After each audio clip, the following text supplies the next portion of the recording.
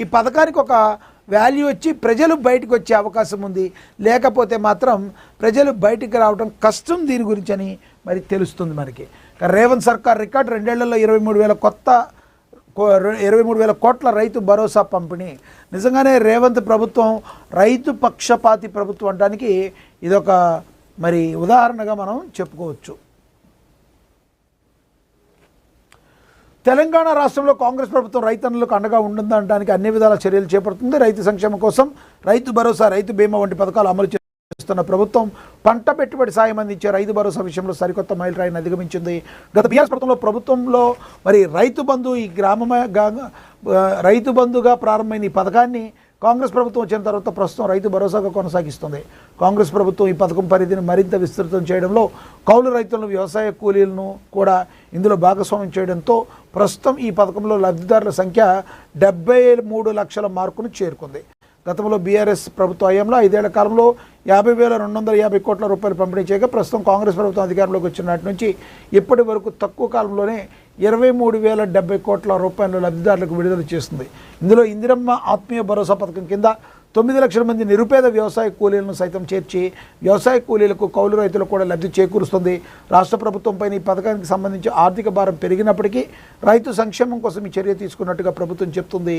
ఇక జిల్లాల వారీగా చూస్తే అత్యధికంగా నల్గొండ జిల్లాకు 5,491 కోట్ల గరిష్ట నిధులు కూడా అందాయి. ఈ రకంగా మరి తమది రైతు పక్షపాతి ప్రభుత్వం అని చెప్పి మరి రేవంత్ సర్కార్ చెప్పకనే చెప్తున్నారు.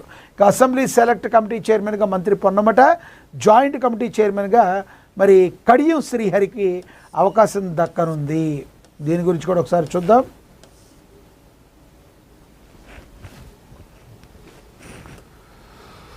రాష్ట్ర ప్రభుత్వం అసెంబ్లీ కమిటీలను ఏర్పాటు చేసింది. సెలెక్ట్ కమిటీ చైర్మన్గా రవాణా శాఖ మంత్రి పొన్నం ప్రభాకర్ వ్యవహరిస్తున్నారు. తెలంగాణ విద్వేష ప్రసంగాలు, విద్వేష నేరాలను పరిశీలించే ఈ కమిటీలో 13 మంది సభ్యులు ఉండనున్నారు. జాయింట్ కమిటీకి కడియం శ్రీహరి చైర్మన్గా ఎంపికయ్యారు. 11 మంది సభ్యులు చైర్మన్తో జాయింట్ కమిటీని చేయనుంది. ఎస్సీ సంక్షేమ కమిటీ చైర్మన్గా మేడిపల్లి సత్యంను ఎంపిక చేశారు.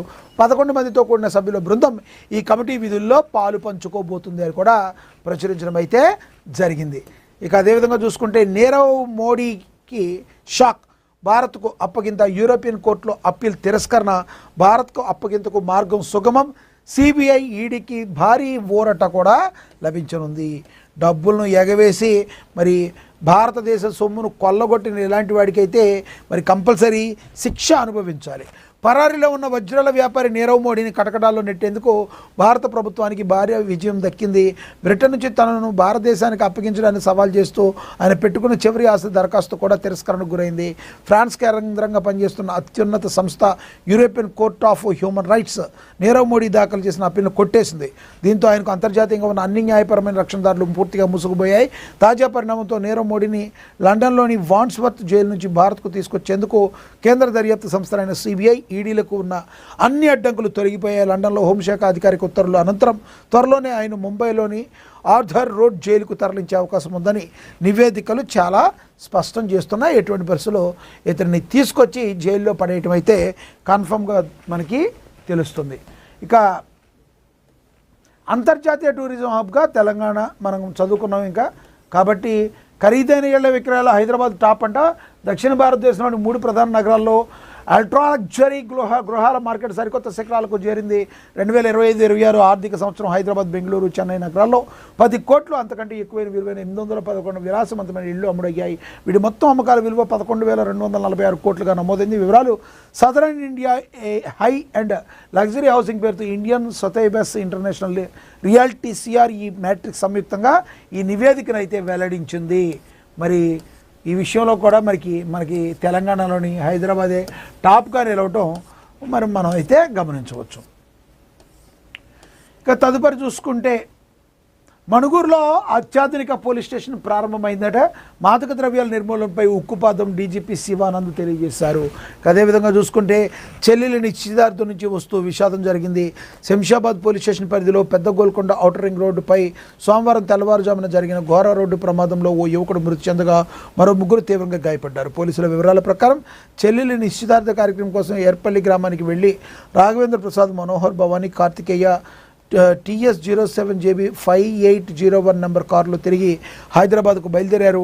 రాఘవేంద్ర ప్రసాద్ కారు నడుపుతుండగా మనోహర్ ముందు సీట్లో భవానీ కార్తికేయ వెనక సీట్లో కూర్చున్నారు. పెద్ద గోల్కొండ ఓఆర్ఆర్ ఎక్స్టెన్షన్లో 15 వద్ద రెండో లైన్లో వెళ్తుండగా అదే లైన్లో ముందుగా వెళుతున్న గుర్తు తెలియని లారీ ఒకేసారిగా వేగం తగ్గించింది. దీంతో కారు అదుపు తప్పి లారీని వెనక నుంచి బలంగా ఢీకొట్టింది. ఈ ప్రమాదంలో ముందు సీట్లో కూర్చున్న మనోహర్ తలకు తీవ్ర గాయాలు కావడంతో అక్కడికక్కడే మృతి చెందాడు. కారు నడుపుతున్న రాఘవేంద్ర ప్రసాద్ బాటు భవానీ ముఖం పొట్ట భాగంలో తీవ్రంగా గాయాలయ్యాయి.